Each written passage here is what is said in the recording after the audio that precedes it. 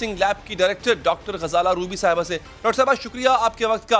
मुझे ये बताइएगा, ये दूसरी लहर डॉक्टर साहब अब आने जा रही है कोरोना की, जिसका जिक्र वज़ीर आज़म साहब ने भी किया, अब इससे निमटा कैसे जाए और ये कितनी शिद्दत से आएगी बनिस्बतन पहली लहर के? कोविड-19 की पहली वेव आप सब ने देखी, कहाँ तक हम गए थे। एक वक्त था कि हम रात को 50% रिजल्ट भी रिपोर्ट करते रहे हैं पॉजिटिव केसेस के। रमज़ान की बात है ये। अब ये सेकंड वेव कोविड-19 की पहली सर्दी है, पहली सर्दी है पाकिस्तान में। अब ये कैसे बिहेव करता है, कैसे चलता है, हमें कुछ नहीं पता, because it is new novel virus है, पेंडेमिक है। लेकिन इतने दिनों में 11,190 केसेस रिपोर्ट हो चुके हैं।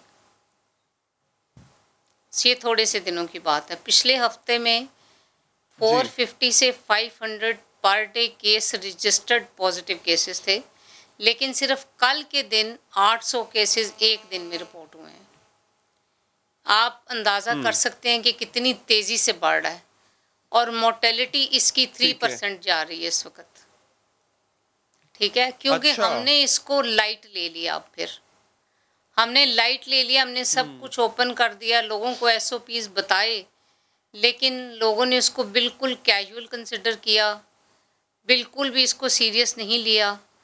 आप स्कूलों, कॉलेजेस, यूनिवर्सिटीज़, शॉपिंग मॉल्स, शादी हॉल, जहाँ पे भी देख लें, जहाँ पे भी है, हर किस्म की गैदरिंग हो रही है। कोई सोशल डिस्टेंसिंग नहीं है, कोई SOPs का सवाल ही नहीं पैदा हो रहा। आप कितनी देर तक डॉक्टर साहब, क्या ये सर्दियों में बात दुरुस्त है कि इंसान की इम्यूनिटी जो है वो कम होती है, कुव्वत मदाफ़त सर्दियों में लोगों की कम होती है, इसलिए ज़्यादा खतरा बढ़ जाता है कि आप कॉन्ट्रैक्ट कर सकते हैं कोविड-19? जी, ओल्ड एज पीपल में क्योंकि ऑक्सीजन की अब्जॉर्बिंग कैपेसिटी कम होती है वैसे ही। और दूसरी बात है कि हमारे बहुत से शहर स्मोक की नज़र में हैं, जैसे आपका लाहौर है, फैसलाबाद है, गुजरांवाला है, बहुत से ऐसे शहर, कराची भी, मतलब कि पोल्यूशन की इंतहा पर हैं, स्मोक है। तो इस दौरान उसकी ससेप्टिबिलिटी डिजीज़ की बढ़ जाएगी, कम नहीं होगी, बढ़ जाएगी। और पिछली दफ़ा आपके पास 77% मेल इन्फेक्टेड थे और 33% सिर्फ फीमेल थी, जबकि इस दफ़ा फीमेल भी उतनी ही इन्फेक्टेड हो रही हैं और मेल भी उतने ही इन्फेक्टेड हो रहे हैं। हमारे यहाँ पिछली दफ़ा भी ऐसे हुआ था कि सबसे पहले हमारे यंग डॉक्टर्स पॉजिटिव होना शुरू हुए। The same scenario happen like this. हमारे यहाँ हर डिपार्टमेंट के डॉक्टर्स रोज़ाना की बुनियाद पे पॉजिटिव हो रहे हैं, डेली बेसिस पे। और उसके बाद पिछली दफ़ा ये था कि तमाम बच्चे जो थे माशाल्लाह इससे बचे रहे। लेकिन अब आपने देखा होगा कि स्कूलों में भी, कॉलेजेस में भी बच्चे भी पॉजिटिव हो रहे हैं। बेशक कम है, लेकिन it is a positive cases of children as well. और बहुत से लोग टेस्टिंग नहीं करवा रहे, वो उसको सीरियस ही नहीं ले रहे। ठीक है, इसलिए टेस्टिंग नहीं करवा रहे। हालांकि अब ये जो है आपके ओल्ड एज के पीपल या 40 या 50 के बाद वाले, वो ज़्यादा प्रोन है टू द इन्फेक्शन। आप वैक्सीन के ट्रायल्स लोग करवा रहे हैं, लेकिन वो सिर्फ यंग लोगों पर हैं। वो वैक्सीन जो है वो ओल्ड एज के पीपल पे अफेक्ट नहीं करेगी। और अभी उस वैक्सीन के 4 फेजेस हैं। अभी वो पहले फेज़ में है, अभी वो सेकंड फेज़ आएगा, थर्ड ट्रायल्स होंगे, फिर ट्रायल्स एनालाइज होंगे, फिर उसके बाद उसकी रजिस्ट्रेशन होगी। बहुत जल्दी भी आपकी वैक्सीन आती है तो 2021 के एंड पे जाके आएगी। और जो भी लोग किसी और बीमारी का शिकार हैं, जैसे हुकूमत ने, डॉक्टर साहब, जो अभी हुकूमत ने SOPs मजीद सख्त करने की हिदायत की है, आपको क्या लगता है कि इससे भी मजीद सख्ती करना पड़ेगी? क्या हमें दोबारा लॉकडाउन की तरफ जाना चाहिए? मेरा ख्याल है कि उसके अलावा चारा कोई नहीं होगा। आप कोविड-19 ने दुनिया बदल दी है, पूरी दुनिया को चेंज कर दिया है। आपने देखा है कि अमेरिका तो पहली और दूसरी सर्ज में आया ही नहीं ना, वो तो अभी पहली से ही नहीं संभल पाए और दूसरी उनके साथ ही शुरू हो गई। अमेरिका और इंडिया दुनिया के वो ममालिक हैं जो कि पहली सर्ज से ही रिकवर नहीं हुए, तो उनको दूसरे इन्फेक्शन ने घेर लिया और अब इसके साथ इन्फेक्शन बढ़ता जाएगा। ख़ास तौर पर वो लोग जिनकी इम्यूनिटी कम है या वो लोग जिनको कोई और बीमारी है जैसे ब्लड प्रेशर है, शुगर है या किसी और तकलीफ़ में मुब्तला हैं, वो ज़्यादा ससेप्टेबल हैं कि उनको इन्फेक्शन ये जल्दी होगा। हमारे यहाँ WHO की रिक्वायरमेंट, WHO के SOPs रोज़ बदलते रहते हैं।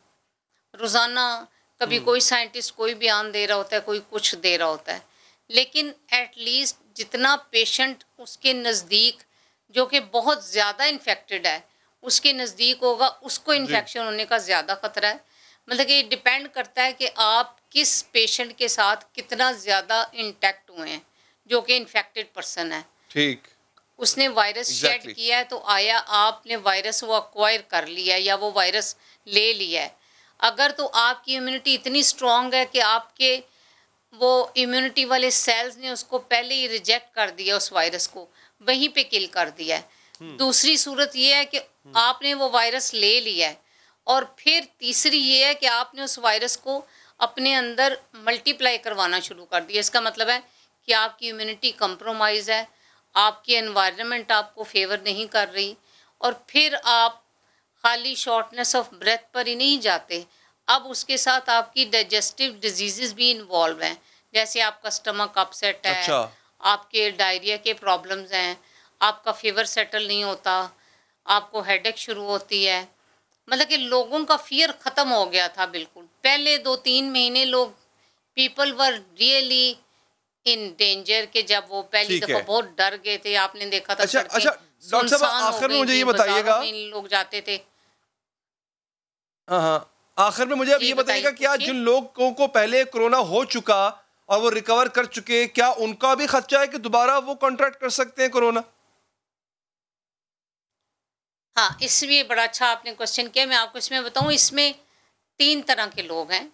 एक तो वो हैं कि जब उनकी जो एंटीबॉडीज़ जो उसके अगेंस्ट उसके बाद में बनी हैं, जो कि 15 दिन से 1 महीने के बाद बन जाती हैं, जिन लोगों में वो बनी है और उनका रेशो काफ़ी ज़्यादा उन एंटीबॉडीज़ का, जिसको आप डिफेंस मैकेनिज्म कहते हैं, तो वो उसको प्रोटेक्ट करेंगी अगर उनका रेशो ज़्यादा है। लेकिन कुछ वो लोग हैं जिनकी वो इम्यूनिटी बनी और 3 महीने के बाद वो ख़त्म हो गई, तो वो दोबारा प्रोन टू इन्फेक्शन है, वो दोबारा उनको इन्फेक्शन हो सकता है। और लेकिन उसमें भी आपके 33% लोग ऐसे हैं जिनमें वो इम्यूनिटी डेवलप ही नहीं हुई, जिनमें वो एंटीबॉडीज़ बने ही नहीं हैं।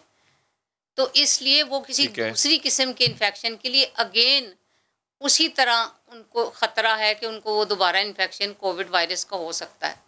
तो इसलिए हमें इन चीज़ों से बहुत एहतियात करनी पड़ेगी। सबसे पहले हमें अपनी पोल्यूशन और स्मोक पे काबू पाना है, जो कि एक बहुत बड़ा अलार्मिंग थ्रेट आ रहा है। और सर्दियों की सबसे बड़ी बीमारी की वजह ये है कि लोगों को फ्लू और ये सब कुछ होता था जब सिर्फ स्मोक होता था और नज़र नहीं आता था, बच्चों की आंखों में इन्फेक्शन हो जाता था स्कूल गोइंग में। तो ये वाली चीज़ों पर बड़ी क्विकली और लार्ज स्केल पर ऊपर से नीचे तक कंट्रोल करना होगा, क्योंकि आपके रिक्शा, आपकी वो ईंटें बनाने वाली फैक्ट्रियां और ये सब आपकी बसेस, ये सब पोल्यूशन। ठीक है, बहुत बहुत शुक्रिया डॉक्टर साहबा आपके कीमती वक्त का।